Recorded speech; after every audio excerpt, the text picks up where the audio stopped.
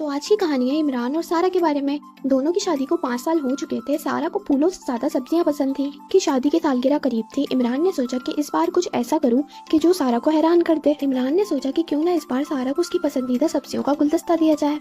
عمران نے ایک اسٹور سے بہت ہی زیادہ خوبصورت سبزیاں جمع کی اور پھر ایک فلورسٹ کی دکان پر پہنچ کر اسے اپنی خواہش بتائی۔ فلورسٹ نے کہا کہ میرے پاس ایک بہت خاص باغ ہے جہاں کی سبزیاں بہت زیادہ اسپیشل ہوتی ہیں، میں انہی سبزیوں سے آپ کے لیے گلدستہ بنواتا ہوں۔ کئی گھنٹوں کی لگاتار محنت کے بعد ایک بہت زیادہ خوبصورت سبزیوں کا گلدستہ تیار تھا جسے دیکھ کر کوئی یہ نہیں کہہ سکتا تھا کہ اس میں کھانے کی چیز ہے۔ عمران خوشی خوشی سبزیوں کے گلدستے کو اپنے ہاتھ میں تھامے گھر کی طرف جا رہا تھا اور اس کے چہرے پر بہت زیادہ خوشی اور امید تھی۔ گھر پہنچ کر اس نے جب وہ گلدستہ سارا کے ہاتھ میں تھمایا تو سارا کی آنکھوں میں چمک آ گئی۔ وہ ہنس پڑی اور خوشی سے عمران کے گلے لگ گئی اور کہنے لگی کہ یہ میری زندگی کا سب سے بہترین تحفہ ہے۔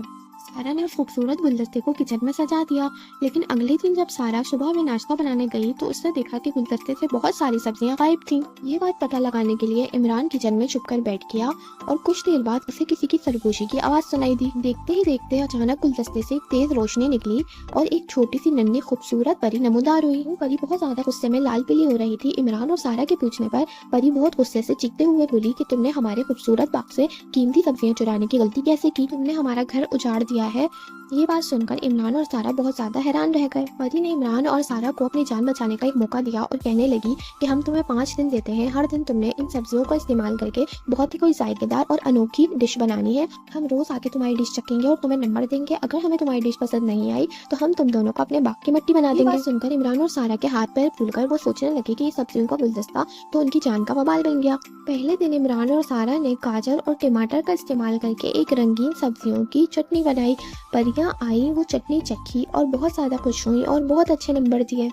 تو گائز کہانی کیسی لگ رہی ہے؟ آگے کی کہانی سننے کے لیے لائک کامنٹ سبسکرائب ضرور کرتے ہیں۔ اگلے دن انہوں نے شملہ مرچ اور دھنیا کا استعمال کر کے خوشبودار سوپ بنایا۔ پریاں آئی، سوپ پی کر جھوم اٹھی اور خوب تعریف کی۔ یہ سب دیکھ کے عمران اور سارا کے دل میں امید کی کرن جاگ گئی۔ عمران نے اپنی ترکیب سے کریلے کا میٹھا حلوہ بنایا۔ پہلے تو پریاں یہ سن کر حیران ہوئی، لیکن چکھنے کے بعد کہنے لگی یہ ایک دلچسپ تجربہ ہے۔ سارا نے بچی ہوئی سبزیاں اور دیگر اجزاء سے ایک پراسرار پیزا بنایا۔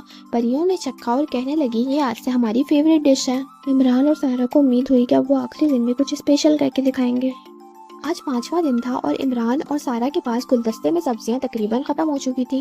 انہوں نے چھوٹی سی پیاز اور دھنیے سے ننھی سی سبزیوں کی چائے بنائی۔ پریاں آئیں اور چائے پی کر مسکرا دیں اور کہنے لگیں کہ تم دونوں نے کمال کر دیا، تم لوگ نے نہ صرف اپنی جان بچائی بلکہ ہمیں بھی یہ سکھا دیا کہ ہماری یہ قیمتی سبزیاں کس طرح خوبصورت طریقے سے استعمال ہو سکتی ہیں۔ پریاں خوشی سے چمک رہی تھیں اور ان کے چہرے پر اطمینان تھا۔ پھر پری اپنی چھڑی گھماتی ہے اور ہوا میں 2 خوبصورت تحفے نمودار ہوتے ہیں، جس میں ایک چھوٹا سا چمکدار بیج ہے اور ایک چھوٹی سی صندوقچی ہے۔ پریوں کی سردار کہتی ہے کہ تم نے ہمیں اتنے لذیذ اور ذائقے دار کھانے کھلائے، اس بات پر یہ ہماری طرف سے چھوٹا سا انعام ہے۔ اس نے مزید بتایا کہ یہ ایک جادوئی بیج ہے، اس کا پودا ہمیشہ ایسی سبزیاں اگائے گا جو کہ ہمیشہ تر و تازہ رہیں گی، اور اس صندوقچی میں کچھ ایسی خاص جڑی بوٹیاں ہیں جو کہ ہمیشہ تمہارے کھانے کو ذائقے دار بنائیں گی۔ پریاں یہ سب کہہ کر مسکرا کر غائب ہو گئی اور عمران اور سارا نے سکون کا سانس لیا اور خوشی سے رہنے لگے۔ ملتے ہیں کسی اور کہانی کے ساتھ، تب تک کے لیے اللہ حافظ۔